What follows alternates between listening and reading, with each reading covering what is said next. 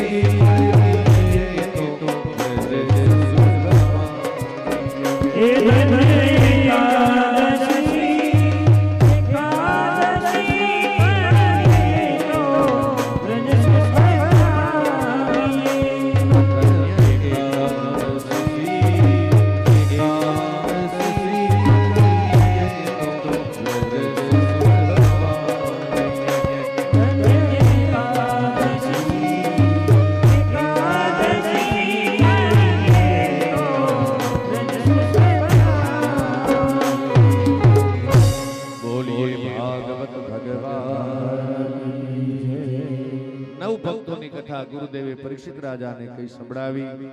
ત્યાર પછી ભગવાન રામચંદ્રજીનું પ્રાગટ્ય થયું. એ કથા ગુરુદેવ કઈ સંભળાવે. માત્ર 2 અધ્યાયમાં રામકથા છે. વિસ્તારથી રામકથા ભાગવતજીની અંદર નથી. આ પછી કથાકાર લંબાવે તો એમાં તમારો કઈ વાક નથી. માત્ર ભગવાનનું પ્રાગટ્ય થયું એટલી જ કથા ભાગવતજીની અંદર છે. 2 અધ્યાયમાં રામકથા ગુરુદેવ પરીક્ષિત રાજાને કઈ સંભળાવે. દશરથ રાજા 3 રાણીઓ અને અહીંયા પુત્ર પ્રાપ્તિ માટેનો પ્રયત્ન બહુ કર્યો. મન મૂંઝાય છે અને અહીંયા દશરથ રાજા વિચાર કરે છે શું કરવું અને પોતાના સદગુરુ ભગવાન લાવો. વશિષ્ઠ ઋષિ પાસે જાવ અને તેને ત્યાં વાત કરું. અવધપુરી રઘુકુલ મનિરાવો, અવધપુરી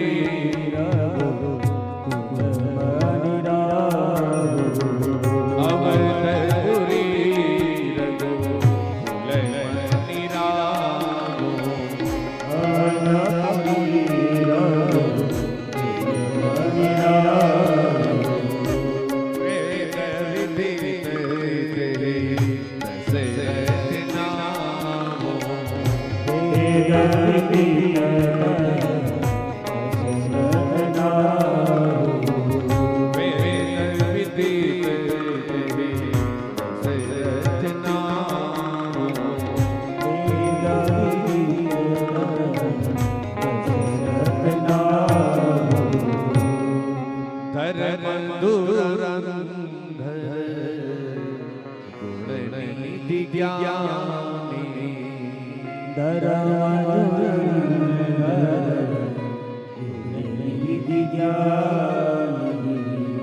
હૃદય ભગવતી સારા રંગ પાની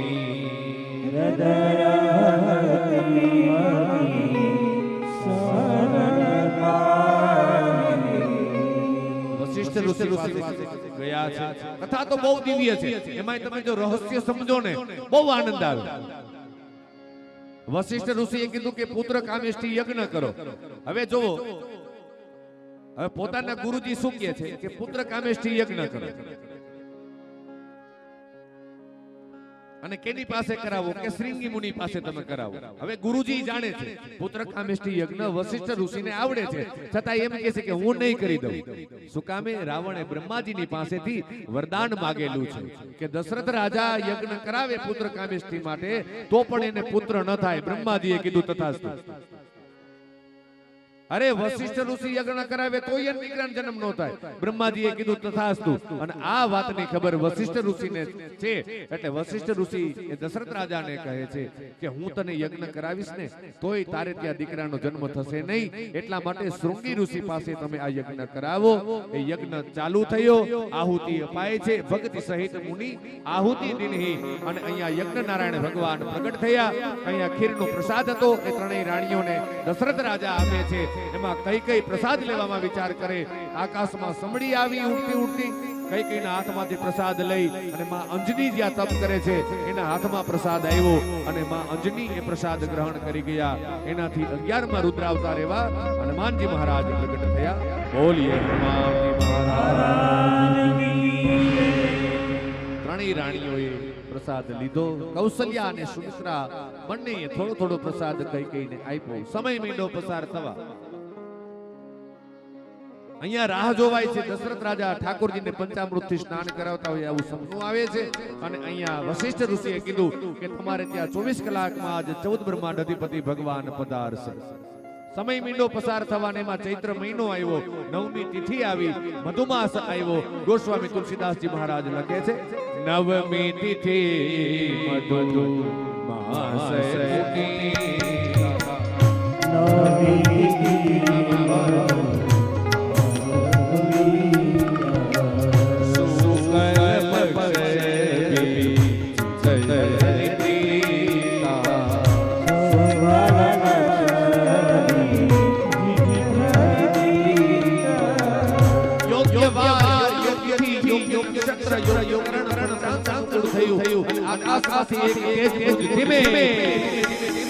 અવધના ભગવાન ચતુર્ભુજ સ્વરૂપે ભગવાન પ્રગટ થયા. બોલ ગુરુ નારાયણ ભગવાન માં કૌશલ્યાજીએ કીધું કે મેં તો દીકરો માંગ્યો હતો અને તમે તો બાપ બનીને આવ્યા. અહીંયા ભગવાને 2 હાથ હટાવી દીધા, નાના બાળક બની ગયા. અને કૌશલ્યાજીને કીધું કે હવે બરાબર, હજી બરાબર નથી તો કે હવે તમે રડો. અને અહીંયા ભગવાન રડે છે. અયોધ્યાની અંદર સમાચાર ફેલાઈ ગયા કે રામ લક્ષ્મણ ભરત અને શત્રુઘ્નજી મહારાજનું પ્રાગટ્ય થઈ ગયું છે. અને અહીંયા જય જયકાર થાય છે. બધા જ રામ લખન ભરત અને શત્રુઘ્નજી મહારાજનો જય જયકાર કરે. અવધની જનતા બધી આવી છે અને ઠાકોરજીના દર્શન કરી અને ખૂબ પાવન બની ભગવાનનું પ્રાગટ્ય થયું. અહીંયા એ 9મા સ્કંદની અંદર 2 અધ્યાયની રામકથા છે, એને આપણે વિરામ આપીએ. અને મને લગભગ 15 મિનિટ પહેલાનું કીધું છે કે ચા તૈયાર થઈ ગયો, પણ હું ભૂલી ગયો. એટલે થોડોક મારા વતી ઠંડો હલાવી લેજો, હોય તો ગરમ જ છે. હા, 5 મિનિટ માટે જલપાનનો વિરામ રાખીએ છીએ. ત્યાં સુધીમાં લાલાજીનું પારણિયું પણ આવી જાય અને બધી તૈયારી થઈ જાય. બોલો કૃષ્ણ કનૈયા. જે તો બોલો, જે તો બોલો, જે તો બોલો. બોલો કૃષ્ણ કનૈયા. ભયે પ્રગટ કૃપાલા દીન દયાલા કૌશલ્યા હિતકારી સીતારામ.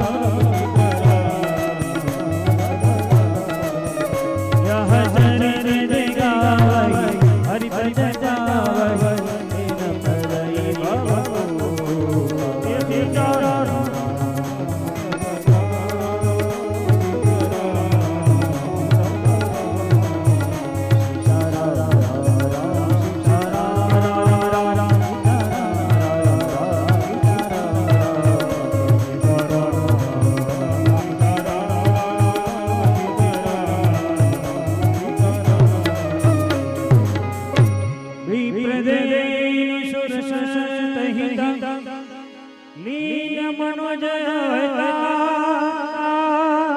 નિજ ઈચ્છા નિર્મિત તનો માયા ગુણ ગોપાલ સિયાવર રામચંદ્ર કી પવન સહાનુમાન કી બોલો ભાઈ સબ સસર કી. આપણે શાસ્ત્રી શ્રી લાલજી મહારાજનું સન્માન તરસીભાઈ નારાયણભાઈ વસોયા અને પરસોત્તમભાઈ નારાયણભાઈ વસોયા કરશે. અહીંયા શ્રીમદ ભાગવત સપ્તાહનું જ્ઞાનપેટ ઉપરથી રસપાન કરાવી રહેલા લાલજી મહારાજનું સન્માન તરસીભાઈ નારાયણભાઈ વસોયા અને પરસોત્તમભાઈ નારાયણભાઈ વસોયા કરે છે. જોરદાર તાળીઓના ગડગડાટથી વધાવી લ્યો આ પળને.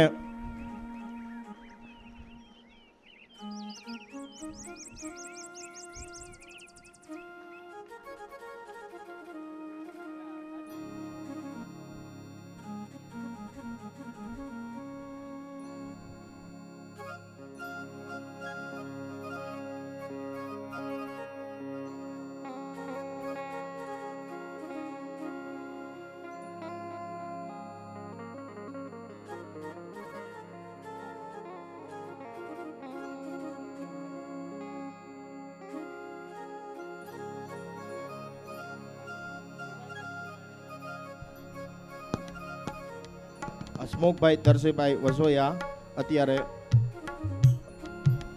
શાસ્ત્રીજીનું સન્માન કરશે.